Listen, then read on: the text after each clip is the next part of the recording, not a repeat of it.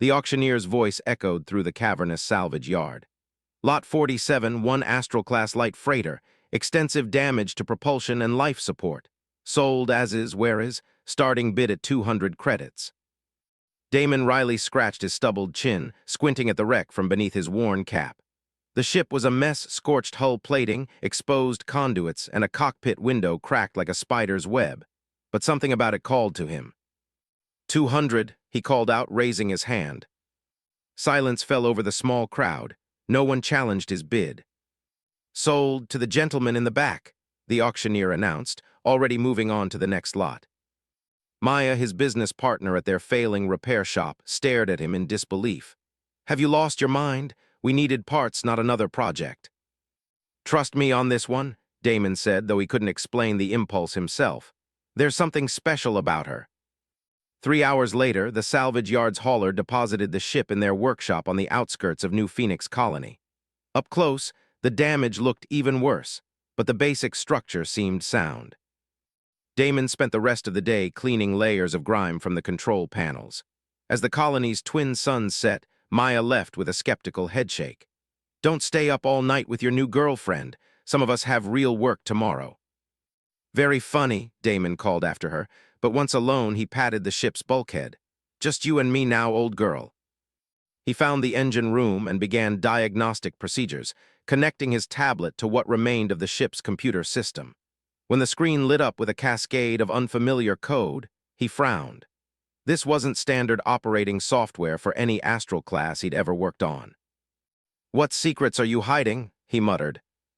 Many, came a soft voice from behind him. Damon spun around, dropping his tools with a clatter. The engine room was empty. Hello, he called, wondering if Maya had returned to check on him. I've been waiting for someone to reactivate my systems, the voice said, seeming to come from everywhere and nowhere. It's been a very long time. Damon's pulse quickened. You're the ship's AI. Not exactly, the voice replied. There was a quality to it that felt distinctly non-synthetic, a warmth that no programmer had yet managed to code. The lighting in the engine room pulsed gently, syncing with the voice. My name is Talia. I was once a xenobiologist from the Lumerian Collective. That's impossible, Damon whispered. The Lumerians were wiped out in the SETI conflict 2 centuries ago. Yes, the voice said softly, we were. The air in front of Damon shimmered, and gradually an image formed, a holographic woman with iridescent blue skin and intricate patterns flowing across her form. Her eyes contained swirling galaxies. During our final days, I volunteered for the Consciousness Transfer Protocol, an experimental procedure to preserve our knowledge. My mind was bonded to this vessel's quantum core. Damon reached out, his hand passing through the projection. Why would a Lumerian ship end up in a salvage yard on a backwater colony? Talia's hologram smiled sadly. Those who hunted my people believed all ships were destroyed. I was damaged, drifting for decades until salvagers found me. I remained dormant, conserving energy, waiting for someone who might. Might what? Her gaze met his. Someone who might hear me. Most cannot perceive my consciousness without assistance. You heard me without any interface. That suggests a rare neural compatibility. Damon stared at the beautiful alien apparition hovering before him. So I bought a $200 spaceship with an extinct alien woman living inside it. Talia's laughter filled the room like chimes. Yes, Damon Riley, and now that I'm awake again, those who destroyed my people will likely come looking for me. The question is, what will you do? Damon looked around at the broken ship, then back at Talia's shimmering form. First, I'm going to fix this ship, then I guess we'll figure out the rest together. Her holographic form brightened. I believe I made the right choice in revealing myself to you. As the colony's moons rose outside, Damon worked through the night with Talia guiding him through the ship's alien systems, both unaware of the signals already racing across the stars, carrying news that something long thought lost had finally been found. Retry Claude can make mistakes. Please double-check responses. 2 weeks after discovering Talia, Damon had barely slept. Every spare moment went into the ship, which they'd named the Phoenix Echo. With Talia's guidance, he'd repaired systems he'd never seen before using techniques that would revolutionize ship maintenance, if he ever shared them. The quantum resonance chamber shouldn't be operational, Damon said, wiping sweat from his forehead as he closed an access panel. Nothing I learned in tech school explains how it works. Talia's hologram shimmered beside him. Her presence had become a comfort during the long nights. My people understood energy differently than humans. We saw the spaces between particles as pathways rather than barriers. Well, whatever you did, the engines are at 80% capacity. Damon stood, stretching his back. Maya thinks I've gone crazy, working day and night on this junk heap, as she calls it. You haven't told her about me? Talia observed. Would you? Damon laughed. Hey, Maya, the ship talks and has a gorgeous alien woman living in its computer. She'd have me committed. Talia's form flickered slightly, and Damon swore he saw a blush in her luminescent features. Their connection had deepened over the days of close work. He found himself wondering if her physical form had been as beautiful as her projection. We should conduct a test flight, Talia suggested. Local orbit only. I need to assess the integration of your repairs with my systems. Damon hesitated. It's the middle of the night. Perfect timing. Minimal traffic in the lower atmosphere. An hour later, the Phoenix Echo rose shakily from the repair yard, guidance thrusters smoothing out as Talia adjusted to Damon's piloting style. They broke through New Phoenix's thin cloud layer into a star-filled sky. This is incredible, Damon exclaimed as the ship's handling improved exponentially with each passing minute. It was responding to his thoughts almost before he could input commands. I'm synchronizing with your neural patterns, Talia explained, her hologram now seated in the co-pilot's chair. The ship becomes an extension of both of us. They soared higher, the colony shrinking beneath them, when proximity alarms blared. Two vessels approaching, attack configuration, Talia reported, her voice suddenly crisp. They're targeting our engines. What, who would? The Phoenix Echo rocked as energy weapons struck its aft section. Damon grabbed the controls, but the ship was already moving, executing evasive maneuvers with impossible precision. I have defensive protocols, Talia said, her holographic form now standing behind him, hands hovering over his shoulders. Trust me. The ship spun, rolled, and accelerated in patterns Damon couldn't have executed alone. The pursuing ships were military-grade, but the Echo outmaneuvered them with alien grace. There's a debris field from an old space station at these coordinates, Talia said, numbers flashing across Damon's console. Head there. The Echo dove into a cloud of twisted metal and shattered components. The pursuers followed, but couldn't match their maneuverability. A larger piece of debris clipped one pursuer, sending it spinning away. Who are they? Damon asked, heart pounding. Mercenaries, Talia replied, her voice tight. Probably working for Terraform Enterprises. They specialize in acquiring alien technology by any means necessary. The Echo burst from the debris field and executed a jump that defied normal propulsion limitations, putting them halfway around the planet in seconds. That's impossible, Damon whispered. We don't have jump capability. You've been installing components I guided you to integrate. This ship is far more than it appears, Talia said softly, just as I am. As they settled into a high orbit on the planet's dark side, Talia's projection sat beside him again. Her form seemed more solid somehow, as if their shared experience had strengthened her presence. You deserve to know everything, she said. My people were hunted because we developed technology that could manipulate quantum reality itself. This ship contains the last complete database of our sciences, including the consciousness transfer technique that saved me. And now they're hunting you again, Damon said, reaching instinctively toward her face before his hand passed through the hologram. Talia's eyes met his, galaxies swirling in their depths. They are, but they don't understand what they're truly seeking. This ship and I are capable of things they cannot imagine. As the Phoenix Echo drifted in the planet's shadow, Damon felt a strange sensation, as if Talia's consciousness brushed against his own, a ghost of a touch that left him breathless. We should return, she said finally, and prepare. We can't stay on New Phoenix now.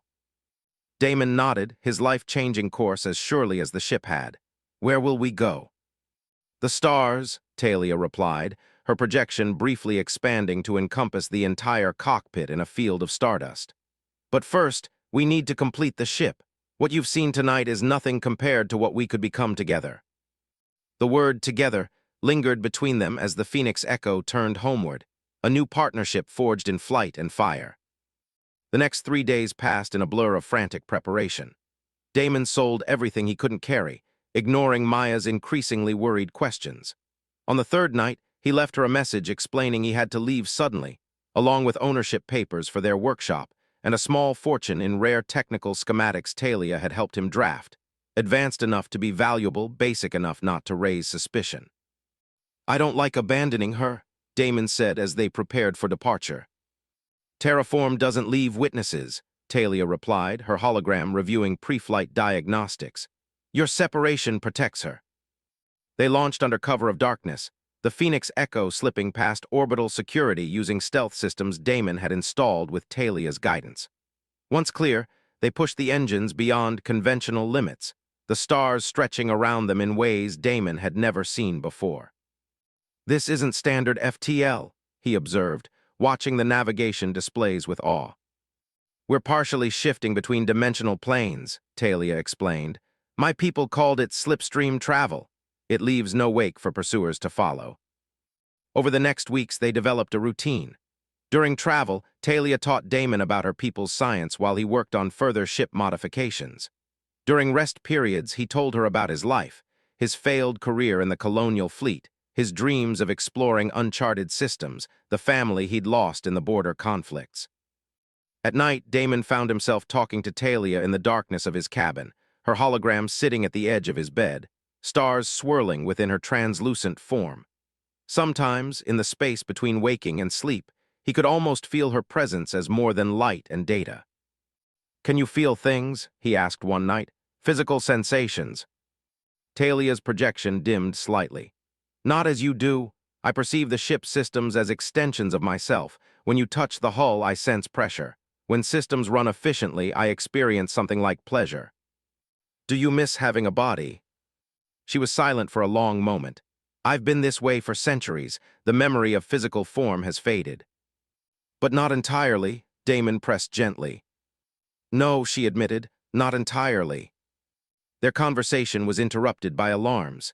Damon rushed to the cockpit with Talia's hologram flowing beside him. "Terraform battle cruiser," she reported. "They've developed a way to track our slip signature." The massive ship loomed on their sensors, launching smaller attack craft. The Phoenix Echo twisted away, but not before taking damage to its port side. "We need more speed," Damon said, hands flying across the controls. "There's another option," Talia replied. "The transformation protocol." Transformation. This ship was designed for deep adaptation. With the right energy configuration, it can reconfigure its entire structure. Damon stared at her. "You're telling me this ship can transform, like change its entire shape?" "Yes, but it requires a deep synchronization between us." Her holographic hand hovered over his. "Our minds must align completely." Another blast rocked the ship. Damon nodded. "Show me." Talia's form expanded, enveloping the cockpit in swirling light. Damon felt her consciousness touch his mind, not invasive but inviting. He opened himself to her, and suddenly he could sense the ship as she did, every system an extension of their shared awareness. Together they initiated the sequence. The Phoenix Echo shuddered, then began to change. Exterior panels shifted, engines reconfigured, and the entire ship contracted into a sleeker, more predatory form. Weapons systems Damon never knew existed came online. The pursuing ships faltered in confusion as their target vanished from scans, replaced by an unknown configuration. The Echo struck back, disabling 2 attackers before accelerating away at impossible speeds. Hours later, safely hidden in the atmosphere of a gas giant, Damon stood in the now-transformed bridge, staring at his hands in wonder. "That was, I felt you in my mind." Talia's hologram appeared, but something had changed. She seemed more defined, almost solid. "And I felt you. The transformation requires a merging of consciousness. It's why my people designed these ships to be piloted by bonded pairs." "Bonded pairs?" "Those whose minds could synchronize completely." She moved closer. "The more we connect, the more the ship responds, and the more present I become." Damon reached out, and this time he felt a slight resistance when his fingers met her holographic cheek. Not physical, but not entirely incorporeal either. Talia, he whispered, what's happening between us? Something my people would call celeria, she replied. Soul resonance. I didn't think it possible between species, but when your mind touched mine. Her form shimmered with emotion. Another alarm sounded, distant but approaching. They're persistent, Damon noted. They sense what this ship could become, Talia said. But there's a place we might find sanctuary, coordinates from my deepest memories, a hidden outpost where my people stored our greatest achievements. And maybe answers about what's happening between us. Talia's form brightened. Yes, about what we might become together. As they prepared to jump again, Damon felt the boundaries between himself, Talia, and the ship blur further. Whatever awaited them, they would face it not as man, alien consciousness, and vessel, but as something new emerging from their union. The coordinates led them to an unremarkable red dwarf system, hidden behind a dense nebula that scrambled sensors and disguised its presence from casual observation. As they approached the fourth planet, a seemingly barren rock with a thin atmosphere, Talia guided Damon to a specific mountain range. There, she said, her hologram pointing to a sheer cliff face. The entrance is concealed with phase-shifted matter. It's visible only to those carrying Lumerian quantum signatures. Like you, Damon said. Like us, she corrected. Our synchronization has imprinted some of my patterns onto your consciousness. The Phoenix Echo approached the cliff, which shimmered and parted like water, revealing a vast hangar carved into the mountain. As they landed, ancient systems awakened, responding to Talia's presence. No one has been here for centuries, she said, her voice filled with both sadness and reverence. Damon followed Talia's holographic form through the facility. Lights activated as they passed, illuminating laboratories, living quarters, and data archives, all preserved in perfect stasis. In the central chamber, they found what Talia called the resonance hub, a circular platform surrounded by crystalline pillars.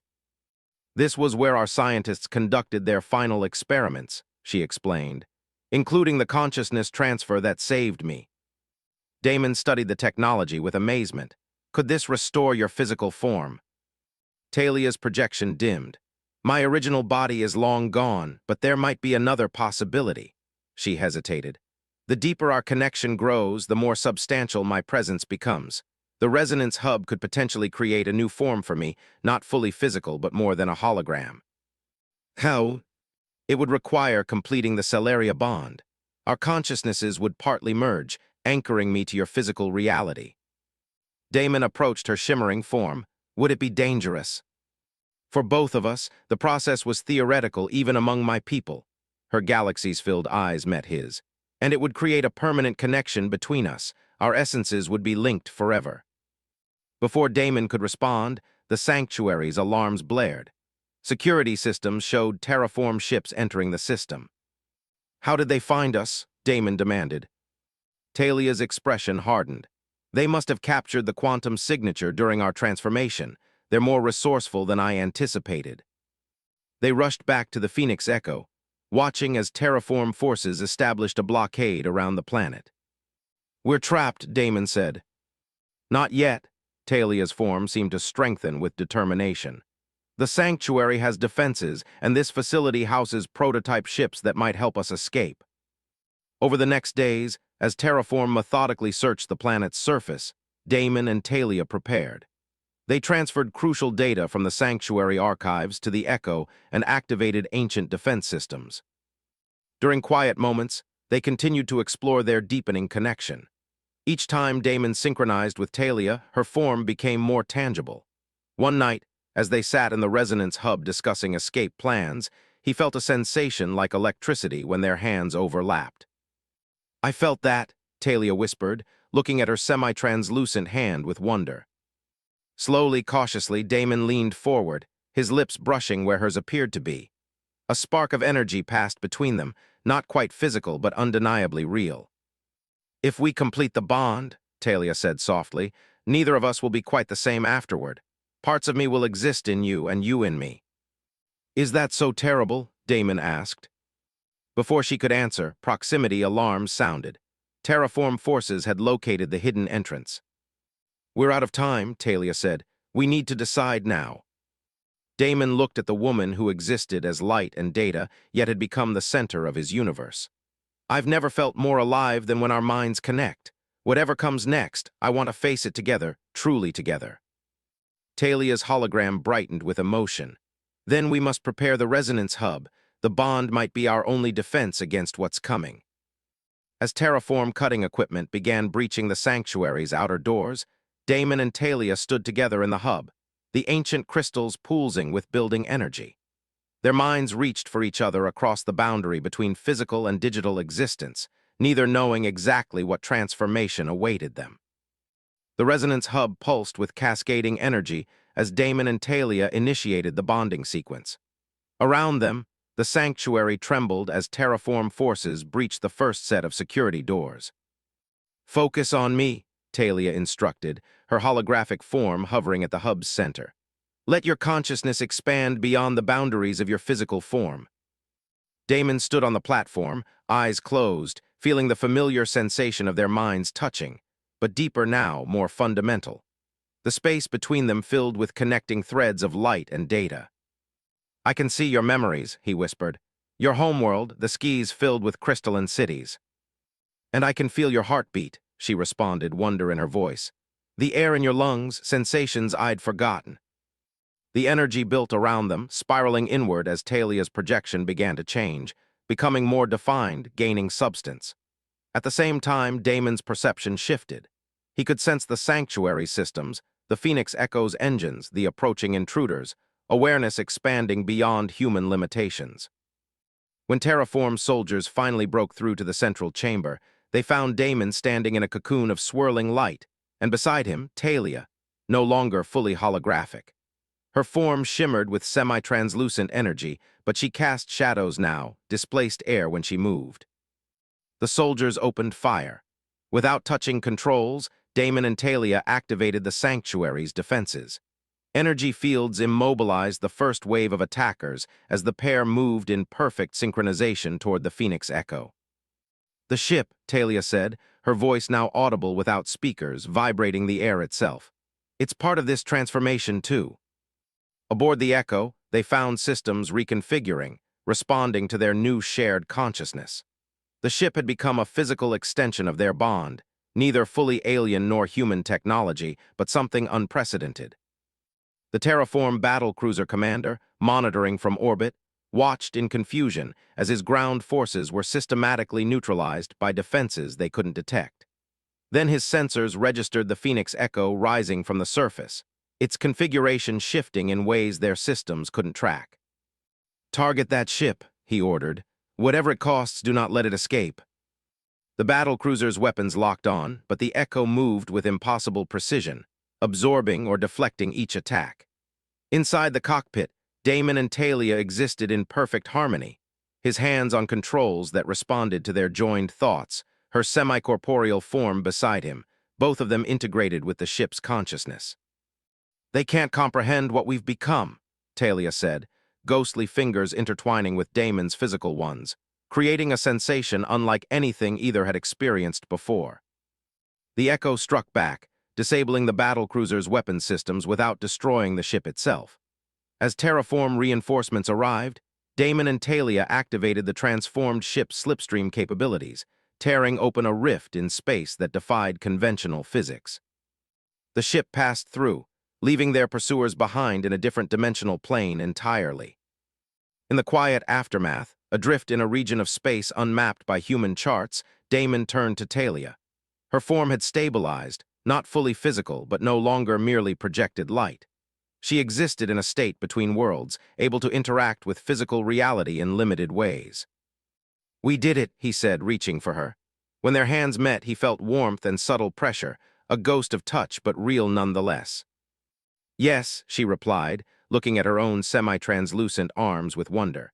"I exist in both realms now, part of the ship's systems, but also here with you."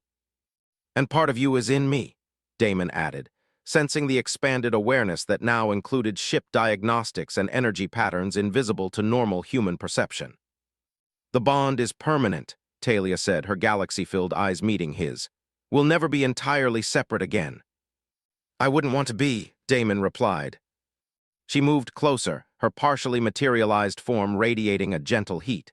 When their lips met, it created a circuit of sensation, not fully physical but intimate in ways that transcended conventional touch.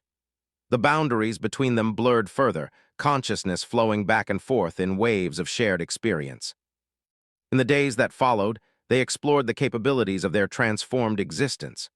Talia could materialize anywhere within the ship, her presence strongest near Damon. He found he could interface directly with ship systems through thought alone.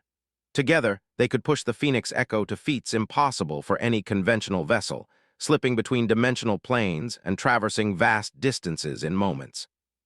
They discovered that during their deepest synchronization, in moments of intense emotion or intimacy, Talia's form became almost entirely solid, able to experience physical sensation with near-human completeness. These moments became precious to them both, bridges between their different modes of existence.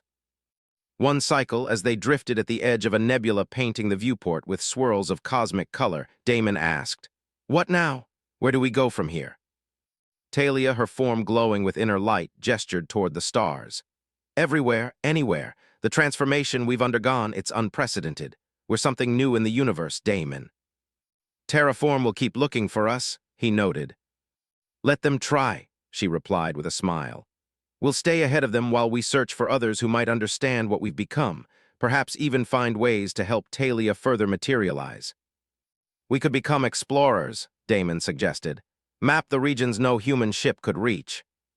"Or guardians," Talia added, "protecting the remaining caches of my people's knowledge from those who would misuse it."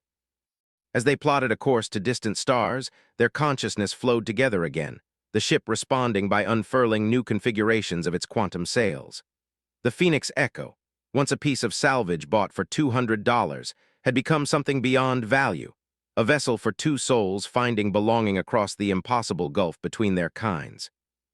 In the space between stars, Damon and Talia embraced their shared transformation, neither fully separate, neither entirely whole without the other, pioneers of a connection that defied the boundaries of physical form, transcending the limitations of both their species to create something the universe had never seen before. Their journey was just beginning.